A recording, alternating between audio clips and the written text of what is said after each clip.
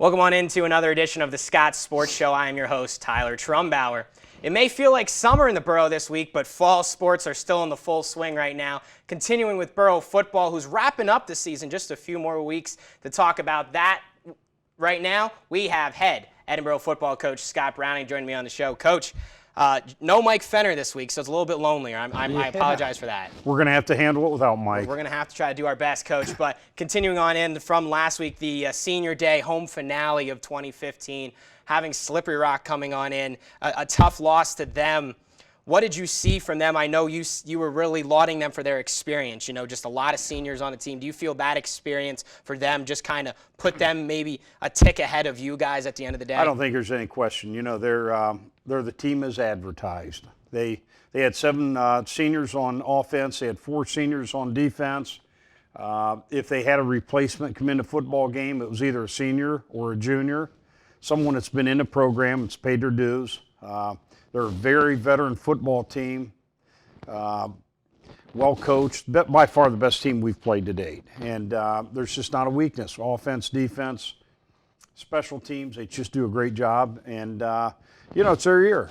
Certainly, yeah. They've now, after that win, have moved up to 10th in the nationwide polls. So they're certainly one of the better teams, not only in the PSAC, but in the United States of America. One thing is they run an offense that would make the Philadelphia Eagles jealous. Their slowest scoring drive, 2 minutes, 39 seconds. They got out early and often. How do you feel your defense responded to that or had trouble responding to that on Saturday? Well, we had trouble responding. The thing I would point out, they've done that against every opponent that they've played. They put 56 points on California, who's a very good football team as well. So what you saw Saturday was very common of the Rock this year. I thought our defense grew up. I don't think we handled certain situations very well. I thought, our young guys, it was an opportunity to find out really what the PSAC, being at the top of the PSAC's all about. It certainly is. Now with that, unfortunately wrapping up the home season without notching a win at Sox Harrison Stadium in the friendly confines, how frustrating is that to not be able to do that, especially when you have a lot of people packed the Sox Harrison Stadium like we had over 5,000 for homecoming, unfortunately not being able to show them the best of Boro football? It's tough. It really is, because our expectations going into the season were high. Maybe we were fooling ourselves a little bit with the youth that we're playing with. There's no replacement for experience, and I don't care what walk of life you're involved with. Experience controls, and we're a young football team. I think we show spurts of growing up and becoming a better football team. I think the key for us right now is just to continue to improve every day.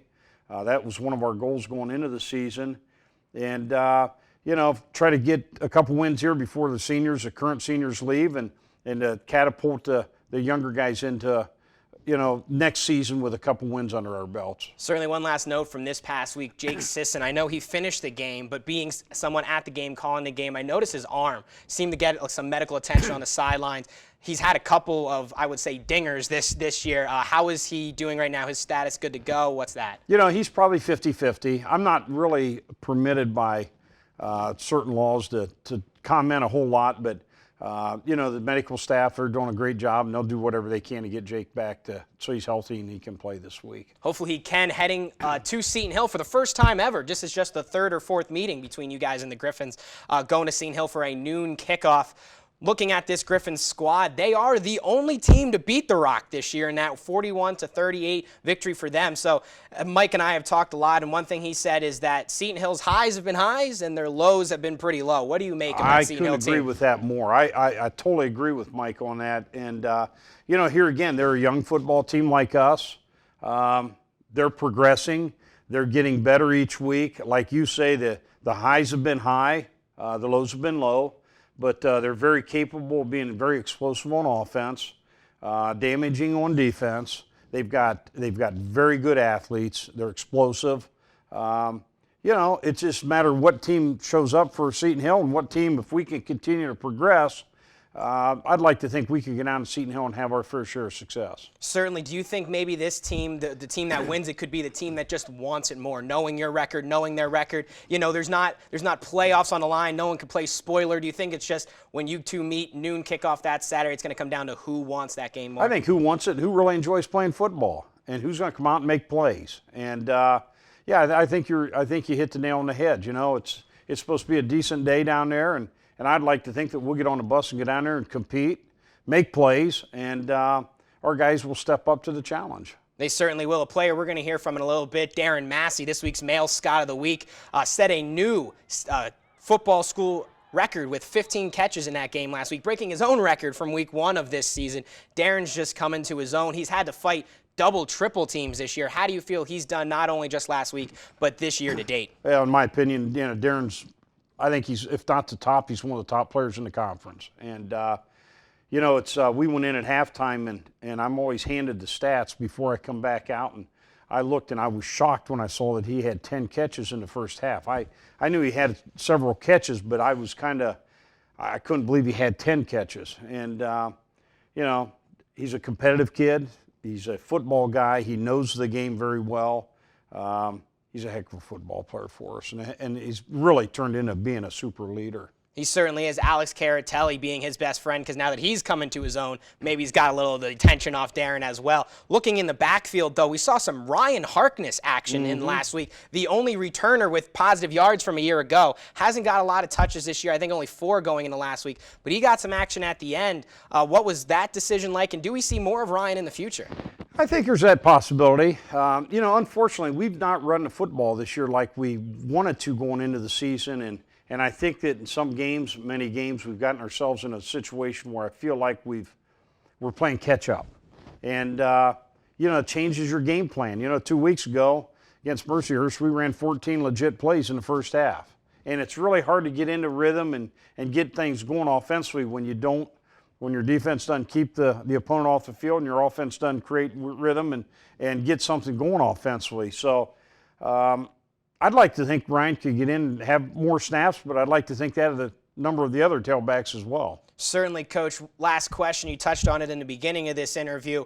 Last year, much of the same storyline, except you had one win, but you had Seton Hill and Millersville at home, both victories to end the season strong. And like you said, hey, we were on a 2-game winning streak going into this season. Absolutely. How important is it to get those wins, try to get that first one of the season, then the last one, not for just the outgoing seniors, but also to get that 2-game winning streak going into 2016? I think it's very important. You know, if we could walk away with 2 victories here at the end, you'd leave with a better taste in your mouth, and you have a little bit of confidence, and you win an off-season program with a purpose, a stronger purpose. I think it'd be good for us. I really do. That's Coach Brown. They're going to go to Seton Hill for the first time ever, looking for their first win of 2015. Good luck, Coach. I appreciate it. Thanks a lot, Tyler. Scott Sports Show continues along. Boro football talk on the other side. Darren Massey joins us. You're going to not want to miss this. Edinburgh wide receiver Darren Massey is this week's Male Scot of the Week, as we talked about with Coach Browning, broke the school record for most catches in a single game, a record that he owned previously. So just kind of changing the number in the record book, not the name. He joins us now on the Scott Sports Show. Darren, congratulations on the game and being named this week's Male Athlete of the Week. It's an accolade you've had a couple of times, and having the individual accolades as well. Did you eat your Wheaties on Saturday? What was the difference, you think, that just allowed you to have more catches than any other Boro receiver has in a given game? It was just like another game. I mean, just trying to go out there and execute. As you know, the season has been going very positive, but each game we try to pull something positive out of it. It was actually, I think it was third quarter. I had about 12 catches. I heard my pap up in the stands. Massey, you almost broke the record. I'm sitting there like, what is he talking about? Like, we're sitting there losing and everything. And then I mentioned to Caratelli what a good friend he was. He went up to coach and was like, Massey is close to the record. I felt like I wasn't in a position to say that at the time. We're down. I'm not really worried about a record or whatnot. But, yeah, Caratelli being a good person, he helped me reach out to Coach Browning and get that record. So it was a great positive thing to come out of the game. But, of course, I wish we would have won the game. Certainly this season has been a solid one for you overall. How do you feel you've done individually? I know you're a team-oriented guy, and the wins would mean more than any individual record you have. But with those records, with your individual performance this year, what are your feelings about it? I feel, great about it. I hope more things come positive out of this season, as in more catches, more touchdowns, and everything. But I feel good about the season. Hard work pays off when you see records being broke and all the hard work and sweat and tears coming out of the summer training and all that stuff. But as an individual, I feel pretty positive about it. Certainly now looking at this team this year, still searching for your first win. I know this is not the way that you anticipated or anyone on that roster, coaching staff all the way down to that last player on the roster anticipated it. But what has this season been like for you as a member of this team? We had high expectations coming in camp and everything. We thought we were going to be a tremendous team. We were all positive, heads high. Things just fell apart. People need to find a reason to be on the team. They got to understand it's not just a game. It's not just a season to blow off. Like, there's seniors on the team that want to win. They've been there for 4 years, 5 years if they redshirted. To me, even coming in as a freshman, I felt like it's more than just a game coming in. It's a job. You're getting put in a position to make an opportunity and make the best out of that opportunity. You're put in that position to make a play, not watch somebody make a play. Football is a very important, intense sport for me, and it's not just the game, it's occupation, basically. What's it been like in the locker room? Like you said, maybe some guys need to see that there is a different, they need to see the game in a different light. What has it been in that locker room? Have there been any maybe players meetings, or you guys have gotten together, or someone has stepped up and kind of said, hey, listen, we need to figure things out here? Has there been any of that? Because coaches speak as coaches speak, but has there been anything from a player perspective? Absolutely. Coach sits us all down and as if we're family, as we should be, and said, anyone have anything to say about the season? And that's exactly what we do. We all speak out as if we're family at a table, basically. And there's leaders on the team that want to make things happen. Like I said, Ray Lewis said it best. Don't watch a player make a play. Be the player making the play. And I feel like that's what we lacked a lot this season. Everyone's sitting around waiting for someone to make a play. Don't get me wrong, there's tremendous players on the team and great camaraderie built around everyone. But we just need to find that intensity in each other. And it's hard to do, but we have a young team, of course, new players, new roster, basically.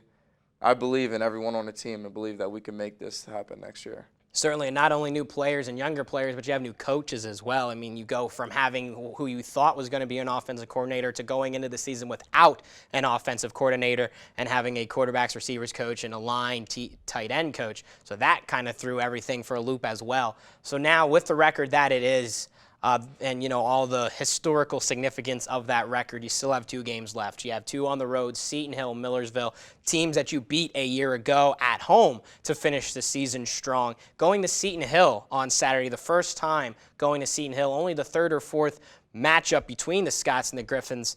What is the mindset going in to this game, knowing how important it is for you guys to notch that first win of 2015? The mindset is basically do it for the seniors. Leave them on a positive note. We got to win these last 2 games for them. It's all for them, and they worked their hardest all season. They never gave up. They put their all in, and we're here for them basically right now. We're just ready to get these 2 wins for them too, and I believe we will do that. Coach also said it's nice to finish on a high note, not only for the seniors, but much like a year ago, you could say you ended the season on a 2-game winning streak, and you can bring that into next season. Do you feel someone like yourself that will be here next season that is also important to say, hey, we're doing it for the seniors, but at the same time, it's going to help us carry some confidence into the offseason, into spring ball, training camp, and the like? Absolutely. Every season overlaps. There's still players on that team that played previously that year. Every positive aspect that comes out of a previous year, the players feed off that. They understand that a game could be won amongst the team that we had. We could have new players to advance that team. And, yeah, I believe that these 2 games will give us a huge push for next season. Certainly, next season, hopefully going to start off on a good note, but got to finish this season on the right side as well. Seton Hill, the first of those final 2 matchups on the road for Edinboro. Darren, appreciate the time, and again, congratulations on the record and for being this week's Male Scot of the Week. Thanks a lot. The Scots Sports Show will continue along after this with Boro wrestling as their season starts this Saturday. I'll talk with head coach Tim Flynn right after this. Welcome back to the Scots Sports Show. We'll do a season preview now as it's warm this week, but winter sports are right around the corner here in Edinburgh with the wrestling team getting things underway this week. Joining me now on the show to talk about their upcoming season is head Edinburgh wrestling coach Tim Flynn. Coach, appreciate the time today and coming on the show as always. So to start off this season, you're coming off the best season in school history, that third-place finish at Nationals a year ago, really on cloud nine, especially after a solid recruiting class. How optimistic is this program going into this year? You know, we're very optimistic, but, you know, we understand that we lost a lot of points from the NCAA tournament. You know, we're going to have guys step up this year. Certainly, you talk about those losses. A.J. Shop graduated, now a coach at Division I. Mitchell Port graduated, now a coach within your own program. Dave Habit gone, now still competing in Worlds and trying to chase Olympic, gold for him. And Corey Mines gone as well, with others too. So really, those were, like you said, a lot of points from Nationals. What is the team trying to do to replace those guys and keep the level you had a year ago? You know, we're just trying to, keep the same formula. Just keep putting our hard hat on every morning and going to work, training the guys. I think the guys are working hard, and I think if you got a group of hardworking guys, then it's just a matter of time before you have success. Certainly, and one person we mentioned, Mitchell Port, gone, not able to compete anymore, graduated as well, but now he's coming back in as an assistant coach, filling in for Colt, who's now gone on to another program. So what has Mitchell brought to the table as a new coach in the program? He brings the same thing he brought as an athlete. He brings enthusiasm, knowledge of the sport, and just an unbelievable work ethic, which I think the kids can, relate to and certainly hope to, emulate. Certainly, yeah. It's great to see a guy that just a year ago was on ESPN in the national championships coaching you right there in the room. We still have some returners, too, from last year's national championships. Vic Avery, returning All-American, being the guy right there. What have you seen from Vic over the summer and then going into this season? I know he's motivated to he's already made a name for himself, outperforming his seed at nationals last year. What is he like going into this year, his final year as a Fighting Scot? Well, he has a different level of confidence. We always knew he was good, but then you go and you're so close to a national championship. So I see a really hungry, really focused, individual, focused on winning that NCAA tournament. Certainly, yeah, and one thing is he was selected to be in the NWCA All-Star Classic. Unfortunately, had to pull out with an injury. But Sean Russell was another Fighting Scot, still was representing Boro there in the undercard. What was it like for Sean to be able to, get that type of, be in that atmosphere down at Georgia Tech and be able to perform under those bright lights on ESPNU, the like down there, to still have Boro represented in that event? It was really good for Sean, being a young athlete. And there's a little pressure, he's from Georgia, and then he wrestled a kid from Life University who, he was probably favored to win, so there's a little bit of pressure on him to do well in front of his home crowd. But it was a great thing. It's always great for us to be represented, for our school and to see Edinburgh up there with the best kids in the country. Certainly, yeah, and he did get that win, an 8-2 decision, did Russell, so he did show well in the home crowd. Maybe a name that most people don't know, Sean Russell, 18-8 last year in open tournaments. Now he's coming in, hopefully for a spot in the starting lineup. Sean, among others, who else is going to fit their way into that lineup, which has a few holes, especially right in those first weight classes? Right now they're up for grabs.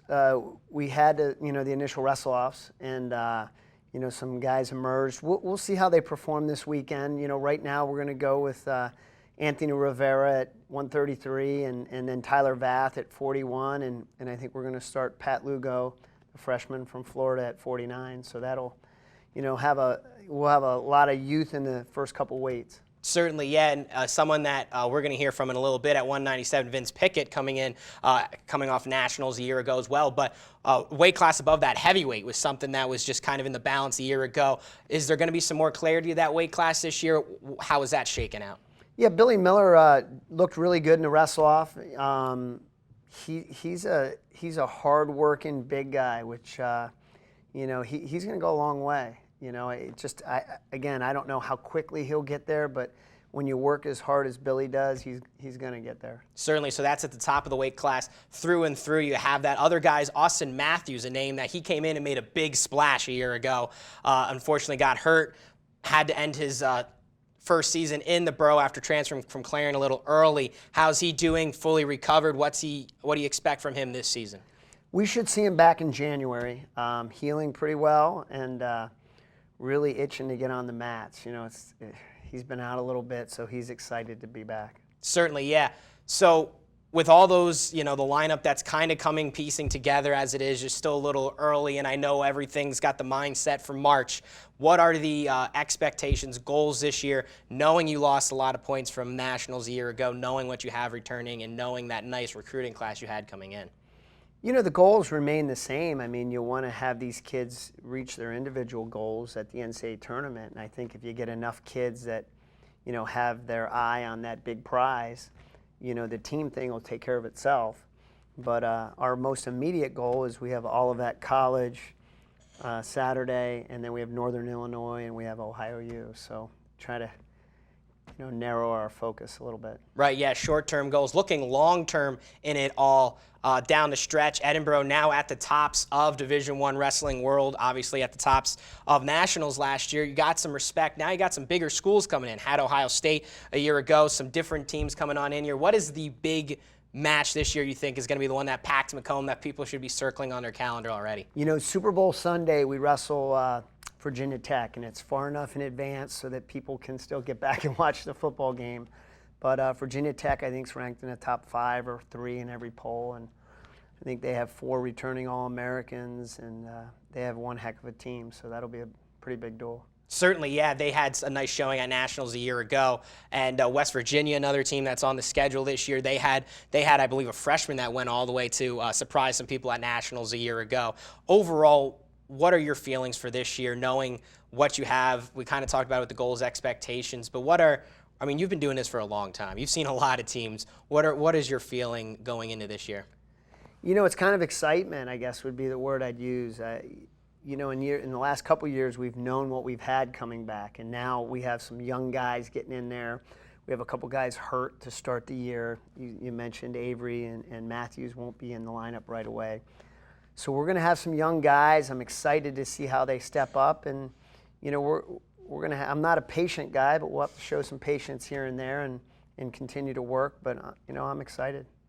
Coach, excited. Maybe not willing to wait, but it doesn't matter because it's all about March, right, Coach? It is. That's what it's all about. Wrestling is going to be working towards that, but they get started this weekend. The Eastern Michigan duels. Coach, we appreciate the time and good luck. Thanks.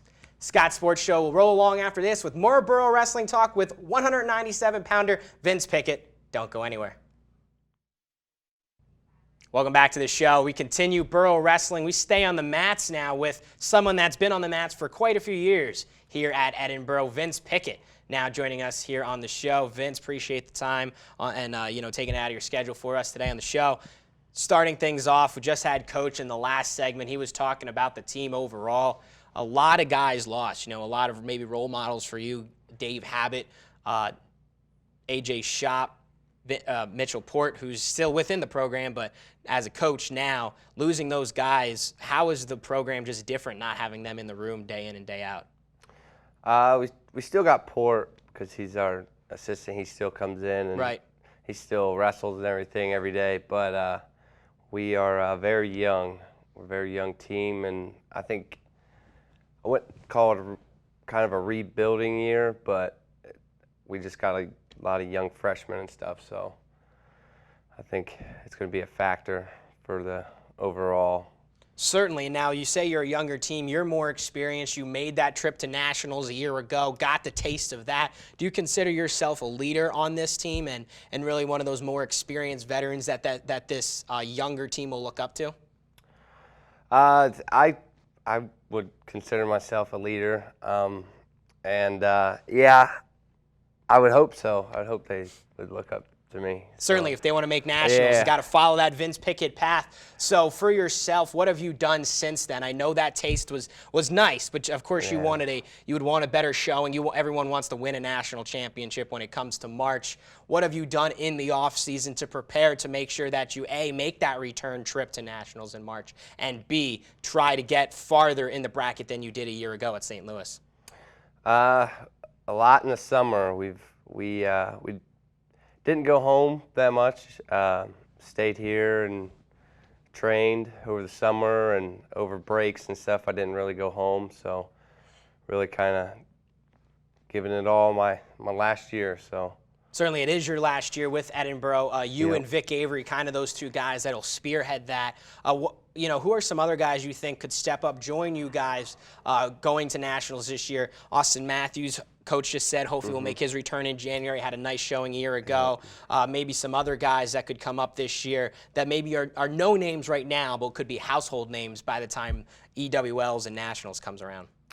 I wouldn't be surprised if Chase Delaney, he's an Ohio boy, so of course we're good on our feet. We can take anyone down. But I think the guys, the younger class and everyone looks up to them, and even some young faces that are just getting in the program and stuff are very talented.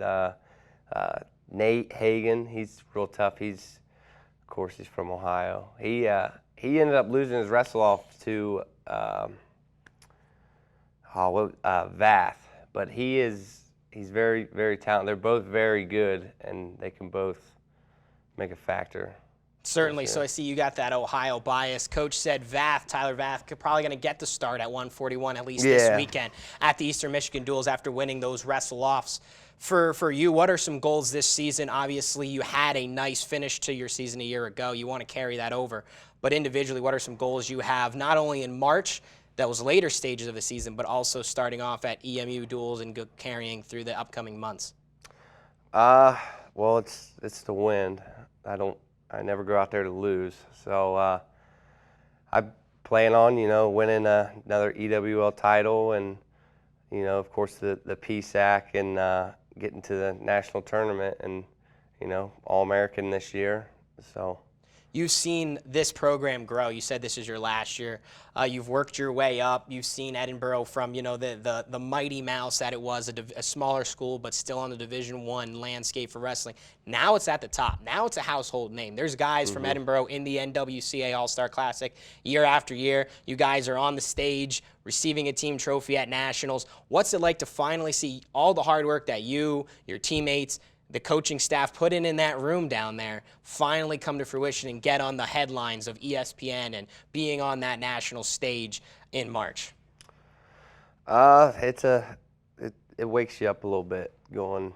So it's definitely an experience that is, I think it's like a drug. Everyone, you make it to the NCAA tournament, it's like, that's what you wrestle for, and I think that's what everyone's working towards at the end of the year, and I think that's the big show, they call it. So right, and Edinboro's being able to perform there. That's got the drive for you, and hopefully that's going to drive you this year, Vince. Appreciate the time on the show, and good luck this season, and hopefully we'll be in touch shortly talking about some success, because you don't want to lose, right? Nope. Absolutely not. That's VInce Pickett from Boro Wrestling. The Scots Sports Show will roll along after this with another segment. Do not go anywhere.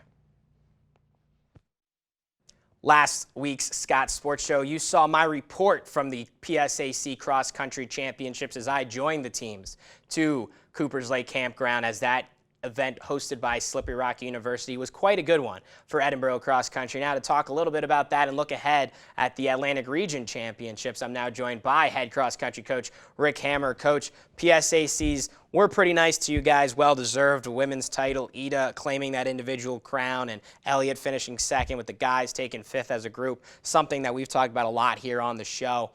Now you're going into regionals, one of those big three meets at the end, but I think you said it before, this one kind of takes the cake of all three, because this one decides if you get to go to the national championships.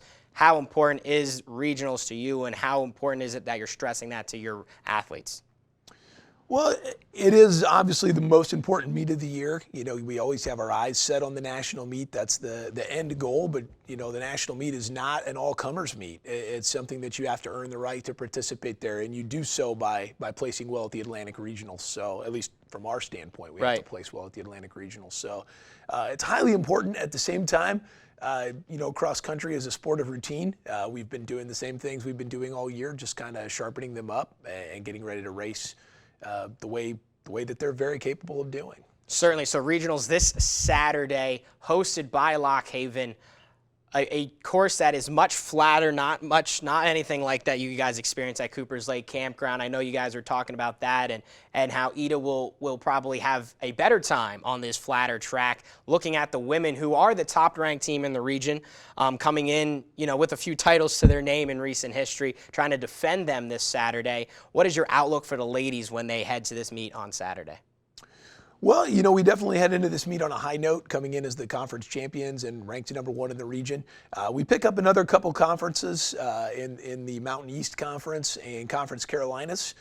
They're very good conferences when it comes to track and field, but they maybe don't put as much emphasis on the distance events. So a lot of ways from a team standpoint, it's going to be a rerun of the PSAC championships. So it is a much flatter course. I think that favors our girls. We do very well on the track on flat courses and have sort of prepared for that as nationals. The next couple of years are on slightly rolling to very flat courses. So we won't have the reins on them as we did at Slippery Rock. We really kind of held back very early and kind of made our moves late in the race.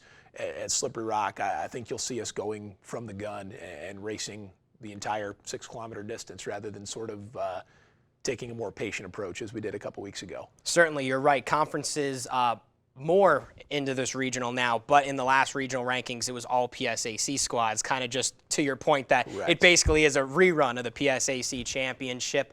For the ladies, Emma Sullivan had a nice showing at last year's regional, coming back as one of the top returners, if not the top returner in the region, based on her performance a year ago. Ida obviously coming in as a favorite, being the conference champion. What do you expect from Emma, who had a nice showing at the PSACs and last year? What do you expect from her on Saturday? Well, you know, Emma ran a very conservative race at conference at my direction, as did the rest of the girls. And they were still able to move up well, moved up nicely, and put all 5 of our top runners on the all-conference team. That being said, they didn't necessarily like where they stacked up compared to their peers because we held them back a little bit with some of those challenging hills that you saw firsthand traveling with us. So we've kind of taken the leashes off them here. We're going to let them race gun to tape. I expect Emma will be up front. You know, she's not known for her excellent foot speed to close out races. Her strength is that she grinds away the entire time, and you know, if you're going to run with Emma Sullivan, you better be prepared to suffer. And she's gonna go out there and make some people suffer at Lock Haven, that's for sure. That's on the women's side. For the men's side, things changed a little bit as far as distance, course-wise. Elliot Martinkevich had a nice showing at conference, second place finish. For the men, what are some thoughts going in to that race on Saturday? Well, you know, it's kind of nice on our men's side. We concluded our 8,000-meter season with the conference meet in what was honestly a historic low. I don't believe Edinburgh's ever placed as low as 5th in the conference meet. There were some high points there, as you mentioned, with Elliot being conference runner-up. But we get to kick off the 10,000-meter season this weekend. It may be our only shot at 10,000 meters. We may earn another opportunity to race one at nationals. But I think 10,000 meters definitely plays to the strength of our men's program. We've had another couple weeks to hopefully get more healthy. I think you'll see Elliot contend up front again. And hopefully we'll fare a little bit better against IUP and Slippery Rock, maybe even steal that last bid to nationals. We'll see. Certainly, yes. So to be able to get the team up there, maybe pass an IUP or an SRU, who needs to step up? Who are you looking to maybe outperform what they did at conferences to help that make sure that this Saturday isn't your last 10,000-meter race? Well, you know, at the conference meet, we got a great race out of Elliott, and then our 2 through 5 runners really kind of struggled, or in some cases didn't finish. You know, I look for John Gassou and Corey Weefing. They've been a solid 2-3 guys for us. Didn't have a great day at conference. I think they'll rebound well on this flat course, extending the race to 10,000 meters. We've talked in practice about what we need to do to make sure that they advance as individuals, if not as a team. And I think they believe in that plan. I think they're finally healthy and ready to roll for there. And then as far as a team standpoint, to be honest with you, it falls on the shoulders of two seniors. Logan Kempney, who struggled with injuries early on, and Dominic Patrick, who actually didn't finish the conference meet due to some flu symptoms. So he's healthy now. We're going to go out and put our best foot forward and hopefully see if we can't beat IUP and SRU. Certainly. One thing I want to touch on is, what has training been like in these few days leading up to that championship? Cross-country training intrigues me so much, because baseball, you're going to take batting practice every day. Football, you're gonna run routes. You're going to do everything every day. Basketball, you're going to practice your free throws and your layups. But cross-country, you can alter training so much. I mean, you sit there, you plan them out, you figure what you're going to do. What has training been like leading up to the regional championships? Well, in many ways, it's stayed the same. 10,000 meters is still measured 10,000 meters, whether it's in August or November. And so we've got to meet the aerobic demands of that event. We've still been doing lots of tempo work. We've still been doing long runs and semi-long runs. They've gotten shorter. It's really been a challenge this year to train this group in the sense that we have a lot of setbacks where we have minor injuries, and we certainly can't do the volume we would like, or maybe the workout that we'd written for the day.